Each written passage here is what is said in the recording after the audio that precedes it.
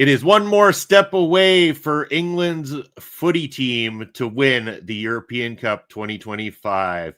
Can they do it? We'll find out later today, but we're going to be discussing that on an all-new episode of Point of View.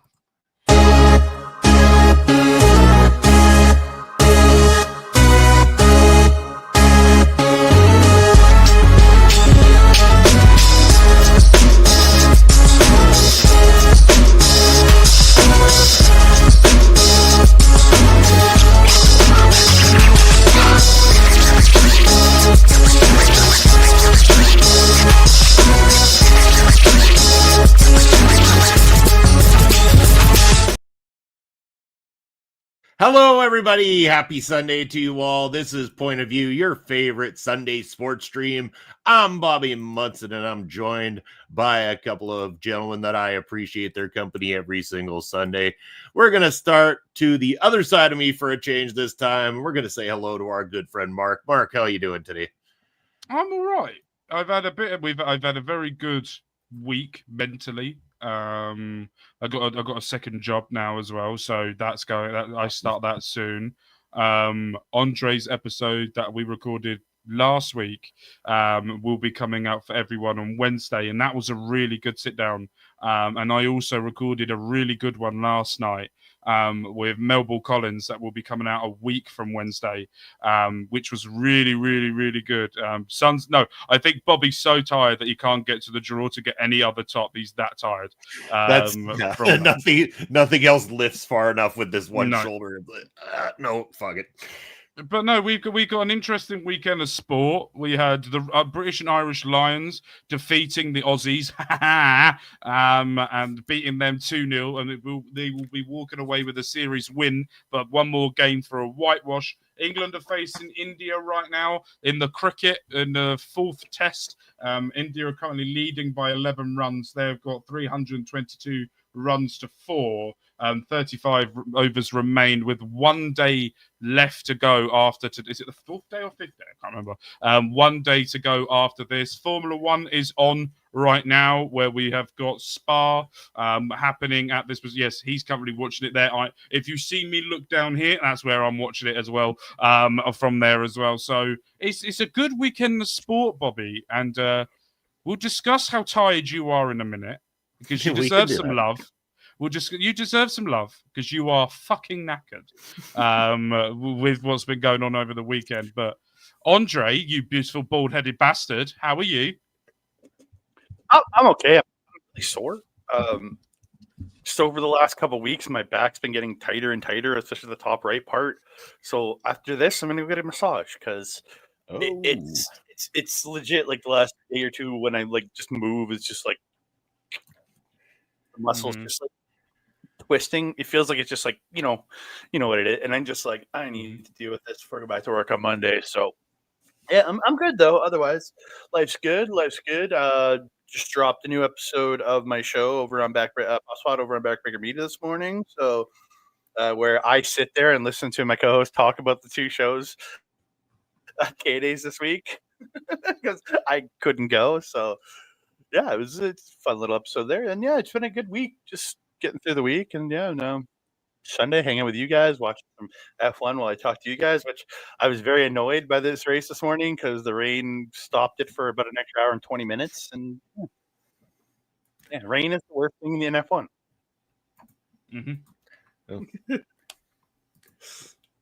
All right. Well, my turn, I guess. So you had to go back to Andre, hold on.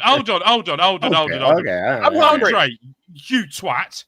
Not only did you eat your yogurt when he was making his intro, and then I handed it over to you, you bald-headed plonker. You're meant to then hand it back over to Bobby as like a nice co-host. You knob.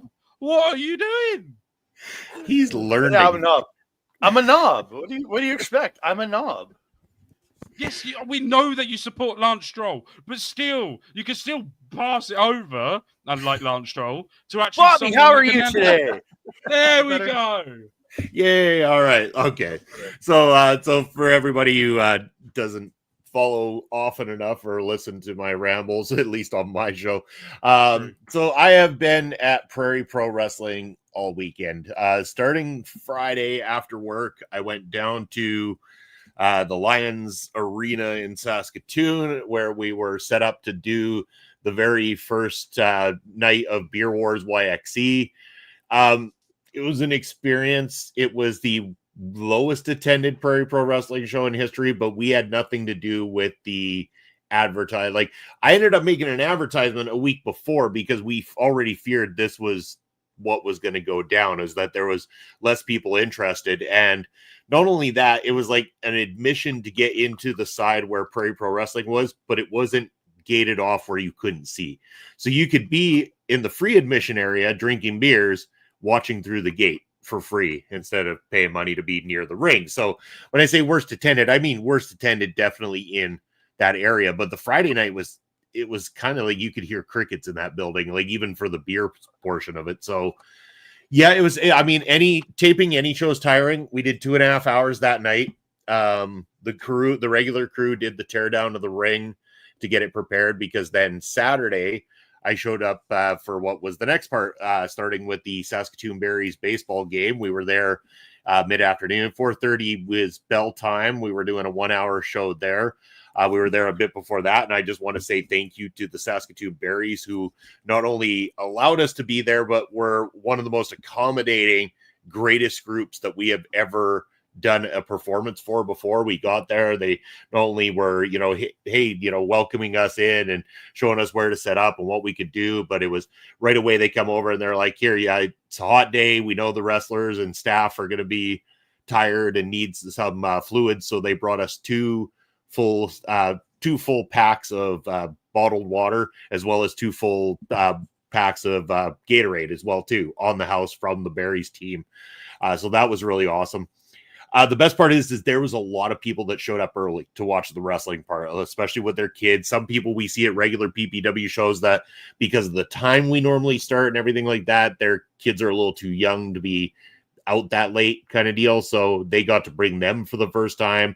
The kids were loving it. We did a battle royal at the end of it. And the best part was we got all the way to the end of the battle royal, and Morris Waltz thought he had won it. He had been all over social media. He was talking at the Berries game about how he was going to destroy everybody this weekend, and he was picking on the Berries team, saying they were going to lose to Moose Jaw. And out comes our surprise 16th entrant into the Battle Royal. And it was Barry the Bear, the mascot for the Saskatoon Berries, to a massive pop from the crowd on hand, especially the kids. He got in there, and normally, so Morris Waltz, his thing when he gets in a ring, he does this symbol here for an M, and then he flips it upside down to do a waltz thing. And he was teaching this to Barry the Bear. So Barry the Bear goes, oh, like this, M, W, and then he did the classic chop across the groin area. And then Morris went to go clothesline him. Barry ducked it, and then Barry dumped Morris Waltz over the top for one of the loudest pops I've ever heard, as Barry the Bear won our Battle Royal at the Saskatoon Berries game. And of course, the kids were loving it, coming up, giving Barry hugs and everything like that. We had a blast. The craziest part then was our crew had to strip that ring down to get it back to Beer Wars YXE. And in a record-breaking 25-minute teardown, 25 minutes, this crew had that ring stripped down and on the truck, ready to transport back to Beer Wars. And this same crew that's been busting their ass all weekend, some of which are in-ring competitors as well too, then got back to Beer Wars, unloaded this heavy-ass ring, and start assembling it. So of course, like included there. So I got involved with that myself, Jacob Creed, despite the fact that when you've been around long enough, you don't necessarily have to get your hands dirty with the setup stuff, but we said to hell with it. We appreciate this crew. We thank them all for the hard work they do. And we got our hands dirty, got in there, helped with the setup of the ring as well too. Ring got set up with 15 minutes to spare to showtime on Beer Wars Night 2. Beer Wars Night 2, better attended than the first night, still not massively great, but the matches, 16 matches across 3 appearances this weekend, were all phenomenal. Like I know I've said it in the chat to you guys, but for our live listeners and people watching on replay, Friday night was a bit of a downer for me because I feed off the energy of the crowd. That pumps my adrenaline. the Berries game revitalized that for me. The joy on those kids' faces made me realize that right there is why I bust my ass for professional wrestling, why I do exactly what I do. It's because of the joy it brings to other people, especially the kids, that makes me want to continue to do the things I do, whether it means my messed up knee gets more messed up in the process, whether this shoulder right here doesn't quite lift properly anymore because it was a hell of a time lifting all that stuff and running around and holding a camera for all those hours. I don't care. I'm okay being broken because I put smiles on faces this weekend along with the crew at Prairie Pro Wrestling. You put a smile on our face there, Bobby. Thank you, sir. Thank you. Glad I'm able to. I know that you're in a lot of pain, and you suggest that you were feeling a little bit.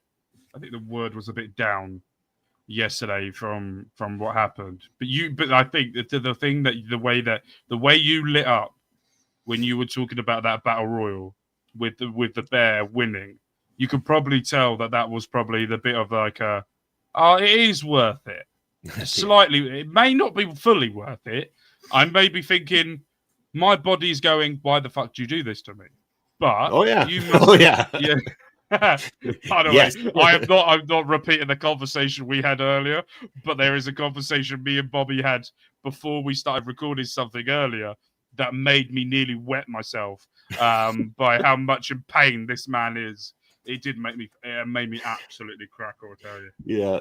And here's the thing. It's like we were outside yesterday afternoon for that Berries game, and it was hot in Saskatoon. Like, the sun was shining. It was blistering hot, and everyone's like, it's so hot. I'm like, yeah, but I would rather be hot outdoors than hot indoors. And that place, that Beer Wars YXC, it's a big arena. We were all the way to the far side with no open doors, windows, anything. There was zero airflow in the area we were.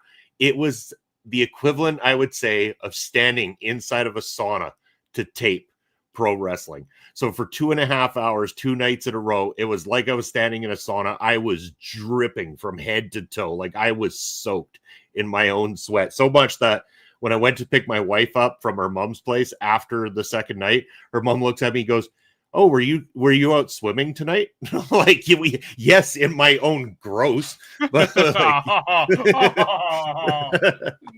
Bobby's got that drip, yo. He's got that drip. Oh, dude, by the way, have you seen my comment I said to you on Instagram?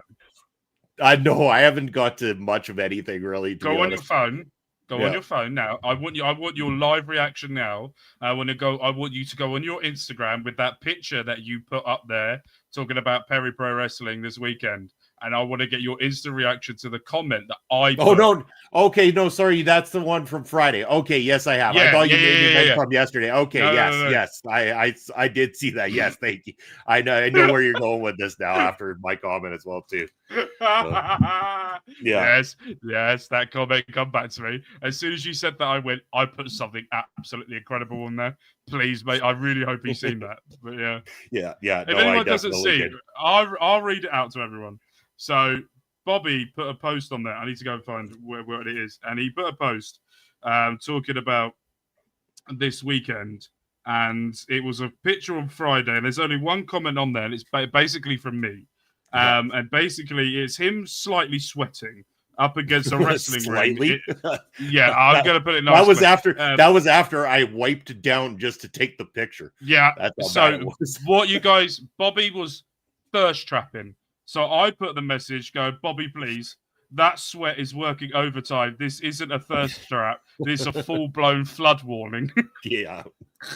Oh, and it was nasty. I'm looking at it right now. Like even the wrestlers. So on night one, when we got to the end of the battle royal and Riley Cruz was in there from the beginning, man, it looked like this guy was shinier than he's ever been in his entire life because he was just glistening from the amount of sweat. And he's got the long, heavy metal man hair too, right? And it was just like one big soaked mop, like as if a mop had just been dunked in water and not squeegeed out or anything, not wrung out at all. Like it was nasty. That place was so blistering warm. It was hotter inside that building than it was outside at the Berries game, because at the Berries game we had a natural breeze. There was no relief at this event at all. No, you could tell. You could tell by because if you look at the back of the picture, it looks like it's a shed, and it looks like there's no insulation. It just looks like brick, and then there's no give whatsoever. And I was like, "Gee, that is going to be bloody hot." For that. But yeah, I would have rather been outside, honestly. Like there was parts of the event that were done outdoors. I wish we could have done outdoors, because especially the outdoor section was the problem was we were booked on behalf of the beer wars portion, but there was also food truck wars going on outside in the parking lot. I wish we would have been part of the food truck wars, because then it would have been all ages and it would have been free. So we would have had a massive crowd. But because to enter that building, you had to be 19 plus, and then to enter the wrestling portion, you had to pay $20 or $30, depending on where you wanted to sit. We had very minimal turnout in front of the ring. So when the videos do start coming out, the wrestling portion's good. The lighting was phenomenal. But it sucks when you see wrestlers going around and there's like sections of people, and it's like a group of 3 here and a group of 3 over here and just empty seats. Now, did that help in a sense? Yeah, for the times when the tag matches went chaotic and went into the audience, because there's sections where they could be throwing guys through rows of chairs and stuff like that. And they did. There was a lot of chaos. Actually, they got to the point they smashed each other through the big railing cages that they had to divide us from the people who hadn't paid. And there's a section of people standing there last night, and I believe it must have been the Thickness or Mars, I can't remember which one, throws Jacob Creed into this barrier, and it smacks right back into a group of people, and all you see is this beer go up and just splash right in the face. It was fantastic. And then you see, of course, Reed Matthews being the super nice guy he is right away. Everyone okay? Everyone okay? He's checking on everyone as he's going to go and give his opponent another punch in the face. It was fun. I mean, the wrestlers did phenomenal as always. I mean, we have a great group of wrestlers. We had 2 battle royals at the Beer Wars as well, too. So 3 battle royals in total. But the Beer Wars ones had repercussions on the title picture. So the first battle royal Friday night, the winner gets a title shot at the upcoming PPW show, which is called Los Slamtos, because we've been doing a video game theme. That one on September 6th, we will see the winner of that battle royal, Riley Cruz. Yes, young Riley Cruz went the distance in that battle royal and won. He will get a title shot at Michael Allen Richard Clark on September the 6th for PPW. Now, here's the scary part. Despite PPW management trying to hold him back from the title picture for quite some time, sometime after September 6th, for winning Night 2's Battle Royal, the Mexican Devil, El Asesino, has officially earned his first Prairie Pro Wrestling Championship opportunity coming up in the not-so-distant future. So, ending on those notes, yes. But enough of the local wrestling, because we're here to talk all the other sports in life. I could go on forever. And if you want to find out more, you can check out Prairie Pro Wrestling coming this Saturday on YouTube, where Papa Smokes and I will be giving a full in-depth review of everything that went down there at this weekend's events. But yes, let's talk so that we can eventually get Andre into the picture here. Let's start with the Women's Euro final coming up here today, England and Spain. First of all, Mark, those semifinal matches, damn, those were so good. I was explaining, I think it might have even been to Astrid. I was telling her about how good that England semifinal, it was a nail biter the whole way through, but I said, that is the definition of why it's exciting to watch footy, is when 2 teams wanting it so bad go at each other in the way that those women did and pulled off one of the, honestly, one of the best footy matches I've watched in a while anyway. Very much so. And I think the final starts in 40 minutes time. So at 5 o'clock my time. So as soon as the show ends, let's hurry the F up. Yeah, I will be gone, and I will be going to watch that straight away. Watching them. That's why I got my England kit on here today. The Lionesses. To support the Lionesses today. But no, I think there's a stats now that Serena Wiegman, the England manager, has now reached her 5th final in a row, which she was manager of the Netherlands, and now she's done it twice with them. She's done it one with Sweden, one with Netherlands, and she's done it 3 times now with England, winning 2 finals now, 3 finals. She's one of the greatest international women's managers of all time. And I just think the fight and the desire from the women was phenomenal. I criticised, and I will criticize again, but I criticized last time with the way that Serena Vigman's tactics were, and they were poor again to start the match. But the fight and desire from Alicia Russo, then Lauren Hemp coming on, Reece James's sister Lauren James doing really well. But you've got to give it to Michelle. I can't ever pronounce her last name. Abumawang. Can't ever pronounce her last name, but she come on in the last 2 semi-finals and the quarterfinals has scored to get us through. And I just have to say, the fight and desire from the women, and we were talking behind the scenes, and then Chloe Kelly, 96th minute, Michelle Adjumang got the goal with Chloe Kelly getting the penalty with the rebound that come back, and she slid it home in the 119th minute. I was doing editing for Andre when Andre come on. I did it. I got it all set up, and I was editing that, and I was editing the videos for WWE 2K24 and my FM videos, and I had it on in the background over here. And when Italy went 1-0 up, I got very pissed off because all I kept seeing was all of this and all of the Italian hand gestures, and I was like, "Oh, for fuck's sake, we're going to lose again." So then I sort of turned the volume down. And there was a show that we talked about with Andre, Last Man Standing. And I was like, I'll check it out after that show. Haven't stopped watching it. Absolutely phenomenal. It's the biggest. How that show survived with the tones and what they were saying is phenomenal. But I was watching that and I had that on in the background. And then when we scored, my daughter was asleep, but she's awake now. And she'll be watching it today as well. I went full on like it was a men's final celebration. And it's phenomenal. These women, the fight to get back into it, the fight to do this, this is their toughest challenge that they're going to have. They had this challenge 2 years ago. 2 years ago, they had this challenge against Spain in the World Cup final. And now we got them again. 2 of the greatest teams in the world at this precise moment are going toe-to-toe. And I do worry about this match. Not going to lie. I worry about this one. I'll be honest. I've worried about each and every one because you really just don't know. I mean, sometimes you can go into a match thinking, yeah, we've got this. But then suddenly the other team springs to life like never before in a match like that. And you're like, damn, why did I go in so arrogantly to the thoughts on this one? But again, you gotta curb expectations. Spain are doing amazing work, and they continue to. Now, I believe it's going to be an awesome final. I really think that this is going to be a great watch, and I encourage everybody to tune in, whether you watch regularly or not. Who doesn't like a cup final of any kind? Like, even the sports I don't watch regularly, I will sit down and watch a championship game because I like championship games of all kinds. Championships are fun to watch. And this is going to be one of those ones. I can't wait.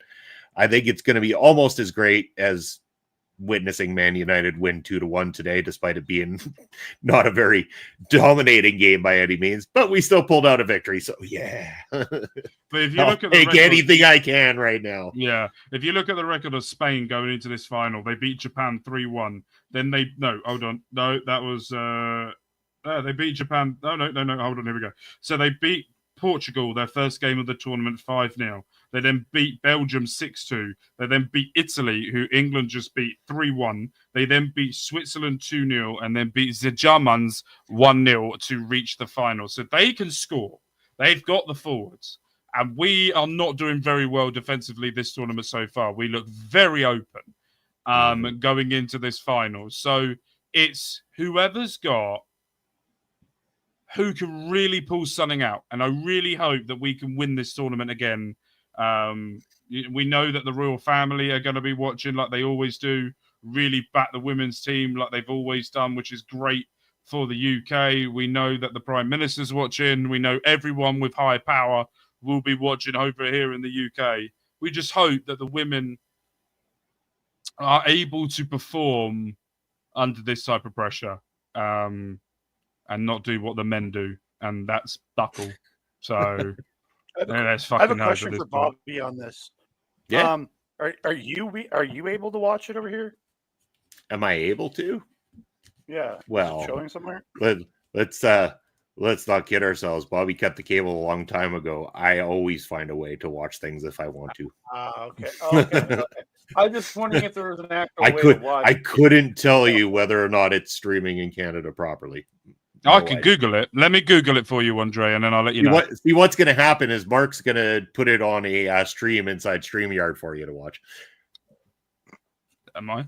Apparently I am. Nah, I don't know. I was just throwing it out. Oh, no, it's on TSN. Okay. There you TSN. go. Yeah. I just look into the schedule on my TSN app when I'm watching F1. So, but I do think that this is. I might turn it on for a bit before I go for a massage. Perfect. Yeah. Or have it, or while you're having a massage, relaxing way to have a massage. No. While that woman's digging into your shoulder. That sounded way worse than what it should have done, by the way. That sounded way worse. I realized really. after Digging into my shoulder. Yeah. Really bad. That's what they do. In my brain, that took it to a different level. I'm just saying. Just took it way to a different level. Then there's something wrong with your brain. I was going to say 100%. That's your poor brain at work. Yeah, my brain is fucked, and I will admit that it is fucked. Well, gents, with that said, I think we should probably move on to other topics here so that we can wrap up in time for us to watch the final. So I'm going to leave it up to you guys. What's going on in the world of F1 or cricket or anything of that sort? Andre, I'll let you start with Formula One. Yeah, Andre needs to talk. No. I'm gonna start with the other football. I'm gonna talk with the football you play with your hand. Yeah, the right kind of football. Handball. All right, so a little handball action. Yeah. All right, football. Bit of volleyball. Playing a bit of volleyball. So Thursday we get our first look at the NFL this Thursday for the Hall of Fame game. Is this Thursday on NBC in North America? So I am super excited because it is the Chargers versus the Lions. So two teams I'm not, but a very good team in the Lions versus a good team in the Chargers. Going to be a fun game. We got former Chargers player going in. I think it's Antonio Gates. Yeah, he's the one going in this year. So usually it's at least one of the teams is associated with one of the players going in to the Hall of Fame. So yeah, you have the Chargers and Lions this Thursday. You'll probably see some of the starters play the first little bit, and then a lot of the second and third stringers come in kind of the same way you see in the early preseason. So yeah, I'm looking forward to just seeing some football just finally happen here in North America, and I want it so badly. And then it's a week later we get the preseason actually starting in the 3 weeks of the preseason starts the week after. So yeah, get some football this Thursday. Let's go. Perfect. Yeah, I'm glad you brought that up too, Andre, because not only do we have our Premier League footy predictions coming up soon, but we've got some great content NFL wise coming up. Of course, we have that big draft at the end of the month we got going down here, as well as our weekly NFL predictions return, baby. That's coming up very soon on the channel. So hopefully everyone stays tuned for that. That means I can't wait. I'm excited. That means especially with the new rule. Back. Yeah, I love the new rule that we have to have that one team that we pick no matter what, because that's the way that Mark gets effed this season. Yeah. No, that's also the way 100%. I'm going to lose because I'm going to probably get a loss every week because of the goddamn Cardinals. But well, I mean, you should feel right at home with last season then. Yeah, 100%. But again, I only came in like mid-season to that last year, and I really started influencing my picks mid-season. So yeah, sort of. You got to blame STG for the bollocks he started. oh yeah. Dude, So, like the fact that he kept picking the Seahawks, that just ruined everything. Yeah. he did that, and then he refused to pick the Commanders at one point as well, and he refused to pick the Lions as well at one point. And I'm like, yeah, and then he kept picking, and then he kept picking New Orleans as well, and I went, ha ha. Yeah, well, I mean, you never picked the Saints, and you never picked the Raiders. Simple as that. Picking the Saints is like the worst thing a human being could do. But to be fair, though, I was talking to someone the other day because I'm in another fantasy football league, as well as you guys. I'm in another one, and it's mainly to do with Miami Dolphins fans. And so I know there's a couple of UK Miami Dolphins fans, and we were talking the other day on WhatsApp because I'm in this WhatsApp group with them, and we were going, and I went, expectations, and there was this one guy who come in and goes, yeah, we're not losing the game, we're winning the Super Bowl. And I went, are you serious? And then everyone in the group chat went, he does this every year. He does this every single year. And I went, oh, so he's me with Redding. When I go, we're going to win the league. And then halfway through, go, yeah, it's not happening. It's not our year this year. And I go, yeah. So, I mean, he's like me when I say that Manchester United are going to finish in the top half of a table. Good. But no, I don't know with Miami this year where we're going. We're getting rid of. Also, can we talk about the Raiders for a second? Releasing Christian Wilkes, former Miami Dolphins player who signed a 3-year, $40 million a year contract with the Raiders, and they released him, and then saying that they're not going to be paying his guarantees. And now it's being taken to court. If I'm Miami Dolphins, by the way, if I'm Miami Dolphins, I'll bring him in. And I'll go, right, we're not going to pay you anything because you've got that lawsuit and you're guaranteed to win that lawsuit. Go and get that money, but you can still play NFL football for a year. And then if you want to stay with us, we could give you a contract that will be good for you. They would have to pay him league minimum at least. They would. No, they have to pay his full guarantee because that's in his contract. There's a full guarantee. I'm talking the Dolphins. The Dolphins, if any other team signs him, they could sign. They could sign if he wants to, he can sign with another team for a league minimum contract, and then take that, and then just get his money off. Because that's what happened with them, and then re-sign somewhere else for a full contract in another year. What's his name? Who's the quarterback? He played for the Steelers last season. Russell Watson. Justin Fields. Oh no, Russell Watson. Russell Wilson. Wilson, yeah. It was Russell Wilson. Yeah, because Broncos refused to pay it, but then they were like, okay, we're going to have to pay your guarantee anyway, but you'll go somewhere else. And he signed for the minimum of minimum at Pittsburgh, who now have Aaron Rodgers. By God, this year is going to be interesting. I do not understand some of these that have signed some of the players that they've signed. Nick Chubb in Tennessee. Weird. But again, he's going to pretty much. Also, can we put a bet on how many quarterbacks Cleveland are going to go through this season? Because they've got 4. They have 5. No, they have 5 right now. Yeah. 5. I say they run the gauntlet. They have 5 if you include Deshaun Watson, who I don't think ever plays a game again. But why pay him $150 million? Because they signed him a guaranteed deal. That's what the problem is. Everyone told Browns that it was the dumbest idea known to man. They went, dumb? Okay then, folks. Let's get right onto it. Fucking idiots. And now they have they have Flacco, Shadur, and a couple others on their They roster got who was the guy that was picked up by he was drafted by the Kenny Pickett.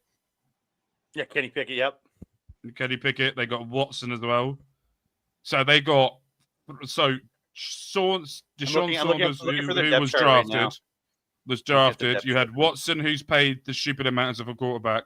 You know, Joe Flacco, who was the number 1 in Indianapolis last season. You then had Kenny Pickett, who was the number 2 at the Eagles last season behind Justin Fields. Because then he was traded from the Eagles from Pittsburgh to the Eagles. But I just want to talk about how dumb the Steelers are with their quarterback. They're going after a quarterback, Aaron Rodgers, who's already said He's only playing for 1 year. Mhm. Why would you get rid of Justin Fields then? Or why would you get rid of Kenny Pickett? Or why would you get rid of someone that can learn from Aaron Rodgers for a year? Like, who are you? They must think that there is a quarterback that's coming in the draft next year, i.e. a Manning, that could potentially turn up as a Steeler. I'm worried for Steelers this year. I say that, but I say that about the Steelers every year. So, but also I'm very worried about Miami. Apparently, according to the there you go. Because 2026 there's a potential that Arch Manning could end up in Arch Manning could end up in the draft. Again, he has 2 more years of eligibility, so he could end up playing. It could be 2027 before he gets drafted, but he could end up in the 2026 maybe going there. But and I look at the depth chart for Pittsburgh. Mason Rudolph is just the potential depth chart on ESPN, right? You have Mason Rudolph, Will Howard, and Skylar Thompson behind Aaron Rodgers. Oh, not Skylar Thompson. He was with us. He was at Miami. He's god awful. Fourth overall. He's their fourth overall. But he's still better than Tua. He needs to be lower than that. Still better than Tua. No, he's really not. I've literally seen the games where Tua's in, and he's come in and played fucking god awful. Tua is man can stay healthy, and by God, this man needs to stay healthy.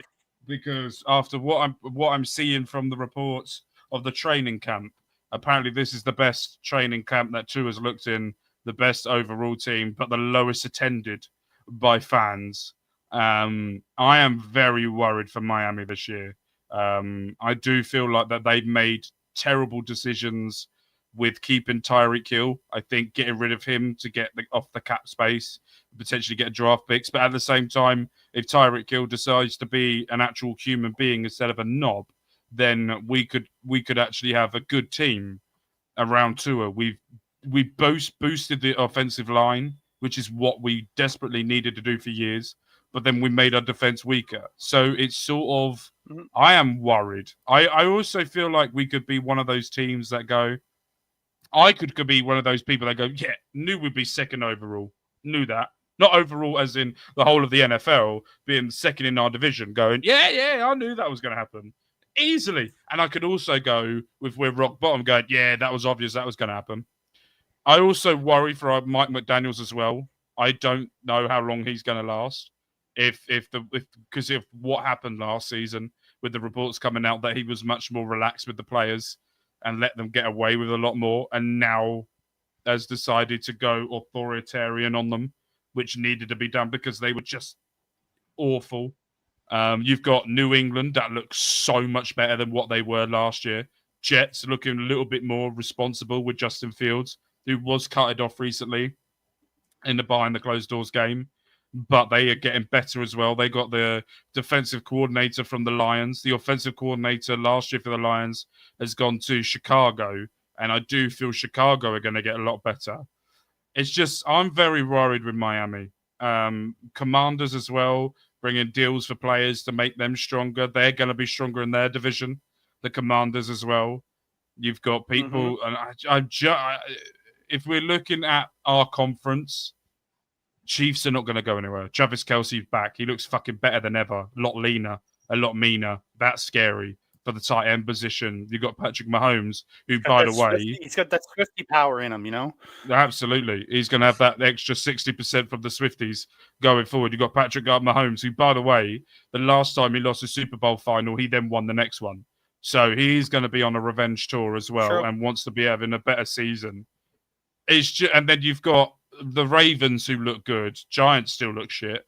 And then it's just there's so many teams that look like they've got their shit together. And then there's Miami and Cleveland. And I'm like for draft picks, I always pick Tua. Always have done. And I've won in other drafts, in other fantasy leagues I did years below. When I've picked Tua, I've won them.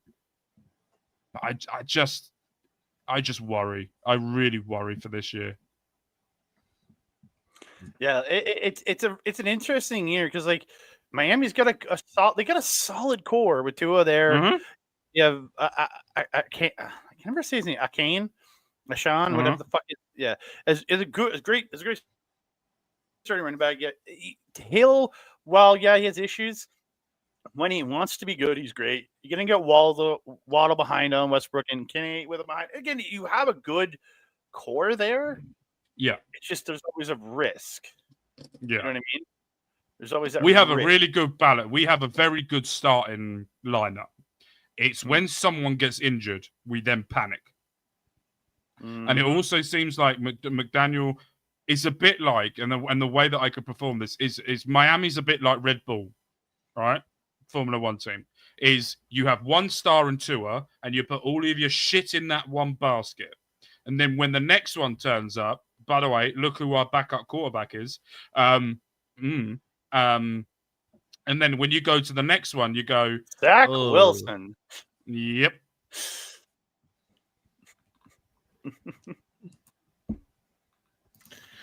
Yeah. So I'm interested to see, and I think when we do our fantasy picks, because we've got a big episode coming that day where we're going to be doing our fantasy picks at the start of the episode, and then we're then going to be doing our NFL predictions at the end of it. I think we only have to pick like one game. We don't have to really pick the Thursday for that one because everything else is the Sunday. So we'd be picking most of the picks to be the following weekend, but we do have to pick that Thursday though. Yeah. So I'm not. Is it the following week? So we can do one. We'll probably do some picks. We'll see what it is. I really need to do a spreadsheet. Again to work out where we are, what we're doing, what the times are, the games, and all of that. Yeah, because there's a Saturday game. So we'll have to pick two games for sure because there's a Cowboys-Eagles on the 4th, and then which is there's a Thursday and a Friday game that week. So yeah, then everything moves to Sunday. Yeah, so I need to do a spreadsheet coming up in the next week or two of what the games are coming up, when they are, when should we do it, and then Bobby will use that spreadsheet that we'll do again that we used last year, and I'll leave it up to you again to write down voice crack the predictions we've got as well. I am interested to see because when Ed turns back up, right, he's been hiding, and I feel like there should be a slight punishment to him because it's just Ed, and it makes it more funnier because it's Ed. And when he has his meltdowns as well, it's a lot funnier because it's Ed as well. But yeah, that's just me being quite horrible about him. I think we should just let him, instead of being a Patriots fan, just let him be the Cowboys or New Orleans. I think that should be his home team. Yeah. No, the Patriots suck too, so they're going to be good. They are going to be good this year. They're going to be a lot better this year. They're not going to be. They're not going to be as bad as last year, but they're not going to be that good. No, they will improve so much. What was that? Can you have a look at what their record was last year? What the New England record was last year? Because I think it was in it like 4-11 or something like that. I'm not sure. I'm looking it up. Give me a second. 4-13. 4-13. Yeah. They will win at least 7 games next year. Yeah, but at least it's still not a playoff team. I'm not saying they're playoffs. I'm not saying playoffs at all. But they're going to get better and better, and they're not ever going to go from the record they had before straight into the playoffs. And when you got the Bills as well in our division, who I really hope Josh Allen, and I mean this as nice as I possibly can say this, fuck the Bills, but still, and fuck the Jets. But what I mean this in a nice way, that I don't want him to severely get injured, but I want him to be out for the season because I'm sick of seeing his face. I want him to go and enjoy his wife because his wife is a megastar movie star, not as great as Taylor Swift, but we can't all go that far. Travis Kelce for the win. But at the same time, I can't stand the Bills, especially with Josh Allen and the way the commentators really kiss his ass. Oh, look at him run with his really long legs. How powerful that quarterback is. Fuck off. Dude, Lamar Jackson is a far better runner than he ever was. So, yes. Right there. No. Jaden Daniels is already in my eyes already eclipsed Josh Allen. How good he is! He's already better than Josh Allen. Okay, let's not go that far. All right, gentlemen. Because we got a final to get to right away, and we've got very minimal time. quick fire on F1. Recap on what F1's doing before we wrap things up here today. Right. Do you want me to do Piastri's quick about fire? to Or are you win. doing it? There you go. That's Piastri's all I got well. to say. Piastri's won. Piastri's won, Hamilton's gone up 10 places from where he started. Antonelli has got the fastest lap of the Grand Prix. Isaac Hadjar looks like he's had a massive problem and is completely and utterly last. We also had Verstappen. It looks like Red Bull's tried to work something with the both of them, but Tsunoda again has shit the bucket from that, finishing the race in 13th. Or looking like he could potentially finish the race in 13th. Bortoletto has done better than Nico Hulkenberg, finishing 9th. Charles Leclerc will be going into the top step, win the top 3 by finishing 3rd. Verstappen 4th, Russell 5th, Albon 6th. But Hamilton is right up his arse from that and could potentially be able to close the gap to that. Lawson doing better than Yuki Tsunoda. Who would have thought? And then you've got Bortoletto, Gasly in 10th, Oliver Bierman in 11th. Come on, you British, beautiful British man. And then Hulkenberg, who will finish 12th, Tsunoda 13th, Lance Stroll 14th, Esteban Ocon 15th, Antonelli 16th, Alonso 17th, Carlos Sainz 18th, and then Franco Colapinto. There are rumours around that the summer break, which is happening now after this race, for Formula One, we will be seeing a different driver in that Alpine seat, as Colapinto could potentially move back to the reserves, as this is now a sport of if you don't perform in 5 races, you are a pile of shit. Lot of rain in Spa. Rain makes races in Spa. No rain in Spa makes it fucking boring. But the delay at the beginning did not help because the FIA decided that if there's a spit on the road, that they have to delay it for hours when they could let these cars go round and you get rid of the sprays. If you don't know, the intermediate tyres and the wet tyres are different. The intermediate tyres can spray up to 34 litres of water going around the track, and with the wet tyres, it can spray around about 40 to 50 litres of water getting the spray out. If you don't know what the spray is, if you're driving down the road and the car in front of you is going and there's a big wash of water coming up in the air, that's the spray. It's all about visibility. The FIA said there was none, and when you looked at the cameras, there was some. They were just being very, very protective. Spa is very well known for accidental accidents and people passing away at this track. So I can understand the very, very safe that they're trying to go. But there's a difference where Max Verstappen said, we need to just get on with it. So Formula One, in a nutshell, Andre, over to you to finish off. Yeah, again, good. I thought fun race. Just annoyed by the fact that it started around 20 minutes late. Just, I hate that. I can't stand it. But yeah, I enjoyed the race. It's just fun little race. Ugh. Hamilton got driver of the day. Ugh, terrible. So he should. Terrible. Absolute legend. Absolute legend.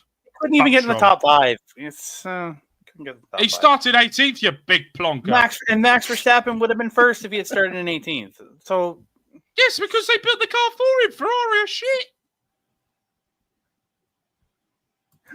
You pulled any plonk to support the second best Stroll. driver on his team this year.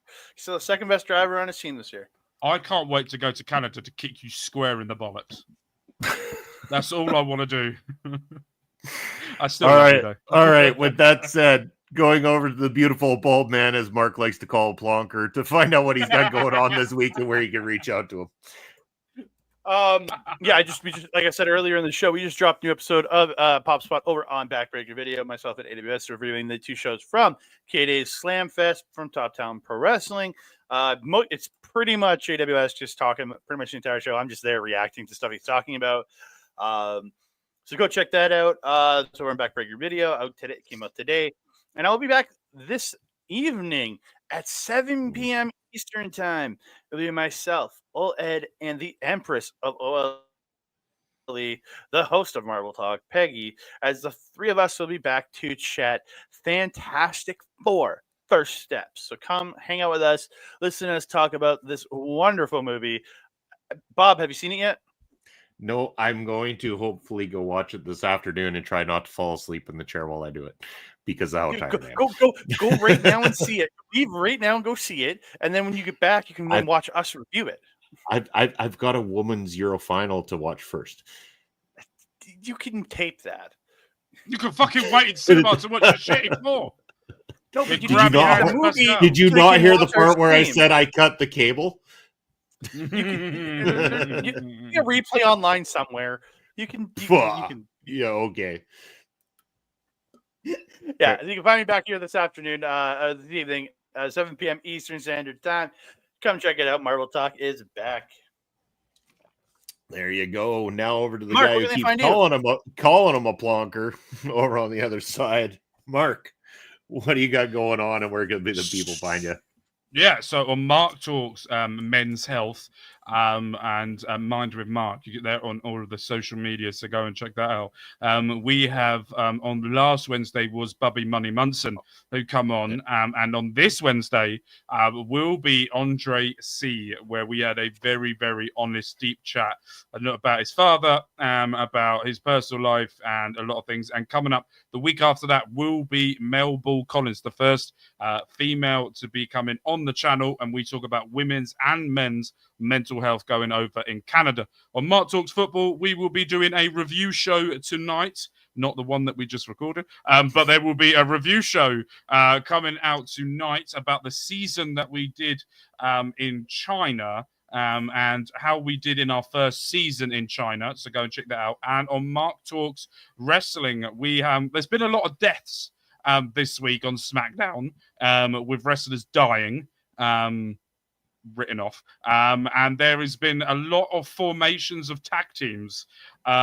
We all know what's coming because Heatwave will be coming very, very soon, but next week is the final build to Heatwave for the crew, where Andre turns into a batshit crazy general manager booking Finanzi, and Bobby decides to actually create a women's tag team that we all know what was coming. And I decide to create my tag team division in a very weird way, and my women's tag team division.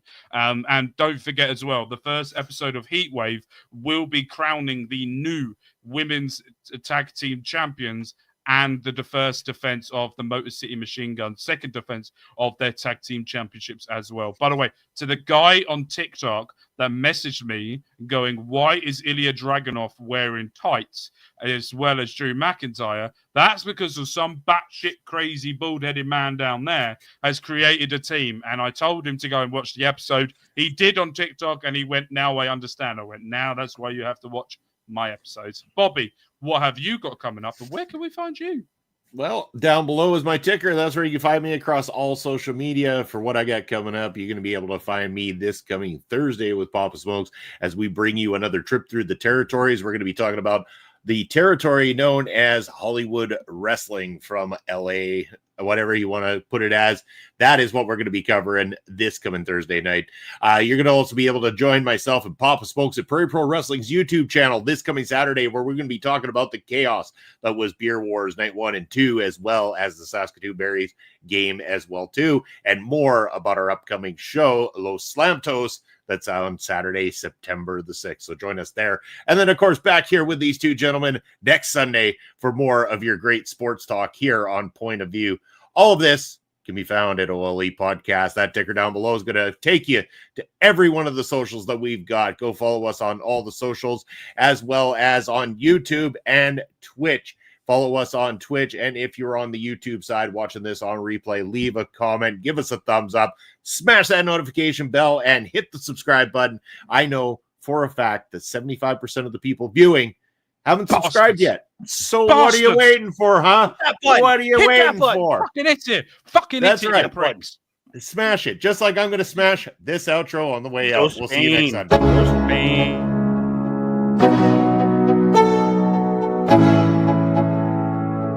Let's go. Yo, I'm like an addict. Do I gotta have it? I ain't even playing, got a really bad habit.